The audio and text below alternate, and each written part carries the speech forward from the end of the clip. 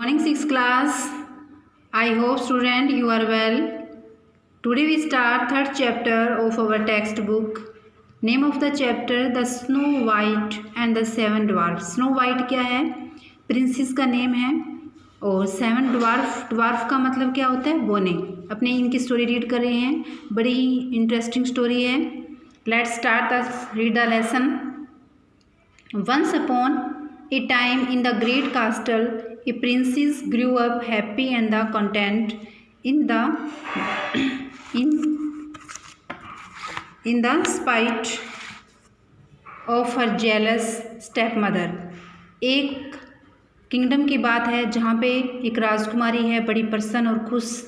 वो पल रही थी, बड़ी हो रही थी अपनी मदर के साथ जो कि स्टेप मदर थी, सौतेली माँ के साथ. हर जेलस स्टेप मदर का मतलब है, जेलस का मतलब ईर्ष्या करने वाली सौतेली माँ. She was very pretty with the blue eyes and the long hair and her skin was a delicate and the fair and so she was called the snow white. जो बच्ची थी स्नो वाइट उसका name था. वो बहुत ही सुंदर थी, उसकी आंखें नीली थी, उसके लंबे बाल थे, उसकी स्किन बड़ी ही डेलिकेट थी, सॉफ्ट थी और साफ थी. But her step mother was wicked women. उसकी जो स्टेप मदर थी, सौतेली माँ थी, वो एक शैतान महिला थी.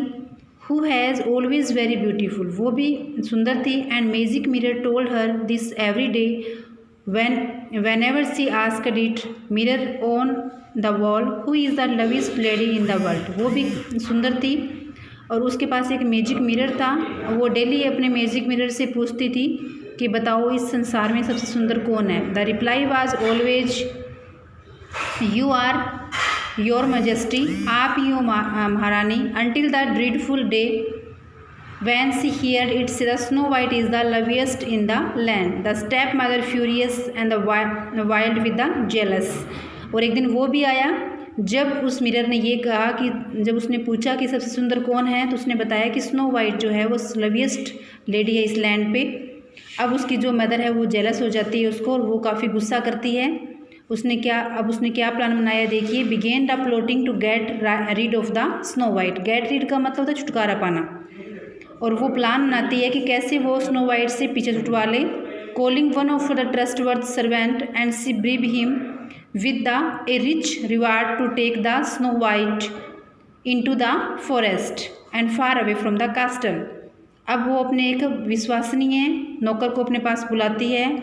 ब्रीव का मतलब होता है घूस देना या रिश्वत देना. उसको बहुत सारे पैसे देती है और उसे कहती है कि स्नो वाइट को तुम घर यहाँ से महल से काफ़ी दूर जंगल में छोड़ाओ.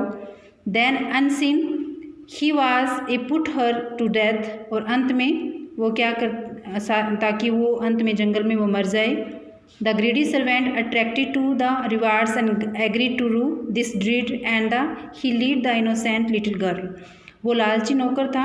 वो पैसों से अट्रैक्टेड हो जाता है, रिवार्ड से, और वो सहमत हो जाता है ये बुरा काम करने के लिए. और वो उस मासूम बच्ची को वहाँ से जंगल में ले जाता है.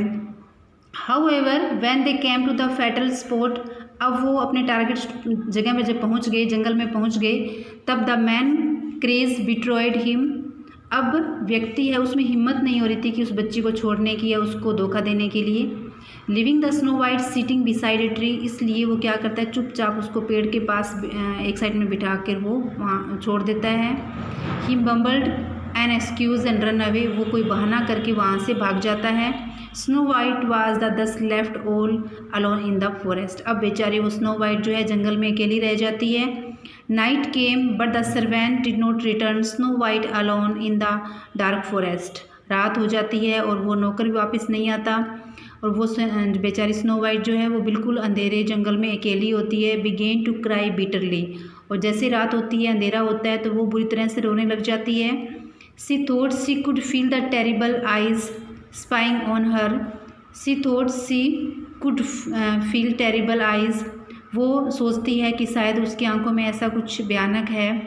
And she heard strange sound and the rustling that made her heart thump. तभी उसको अपने आसपास कोई आवाज़ें सुनाई देती है.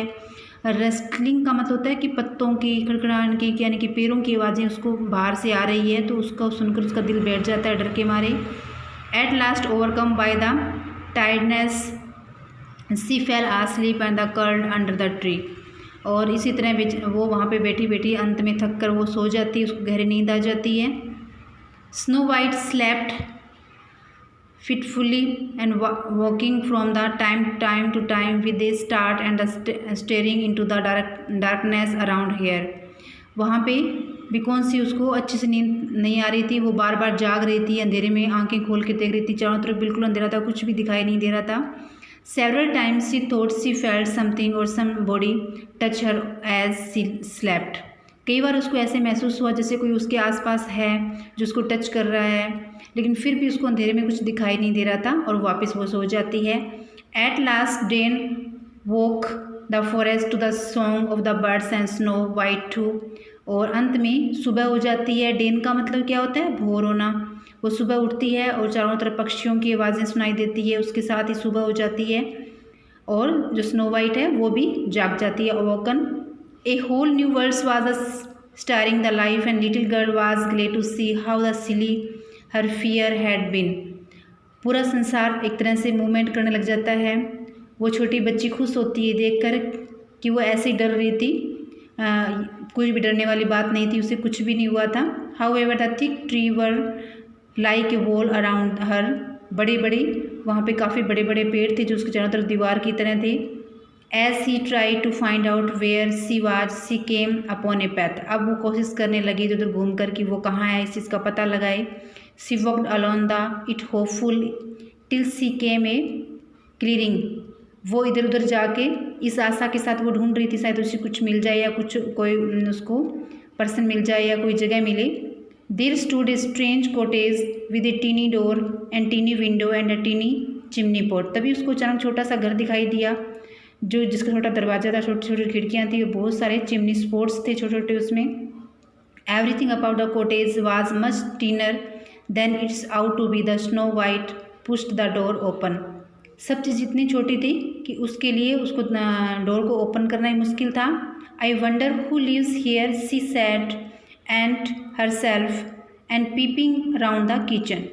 अब वो हैरान थे कि इतने छोटे घर में कौन रहता होगा, इतने छोटे घर, इतने दरवाजे खिड़कियाँ इतनी छोटे छोटे थी। अब वो उसके अंदर झांकती है। पीपिंग का मतलब क्या होता है? झांकना।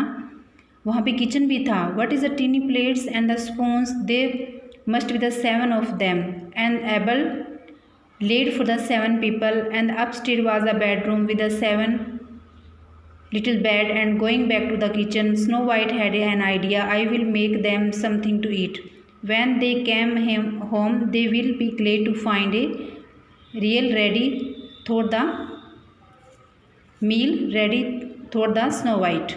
अब वो जब किचन में जाती देखती है तो वहाँ पे 7 प्लेट होती है, 7 स्पून होती है और कुछ खाने का सामान भी रखा होता है। बड़ी खुश होती है वो। ये एक तरह से उसके लिए अपने जो खिलौने थे, जो उसकी डॉल हाउस थी, वैसे ही थे। तो वो खुश होती है और सोचती क्या मैं यहाँ पे कुछ खाना बनाती हूँ उन 7 पीपल के लिए। तो वो बड़े खुश होंगे जब ये वापस लौटेंगे। तो आज अपने 6th क्लास इतना ही लेसन रीड करेंगे। आप इस लेसन को अच्छे से रीड करें, इसके हार्ड वर्ड मीनिंग आपने राइट एंड लर्न करने हैं। Okay, thank you, have a nice day.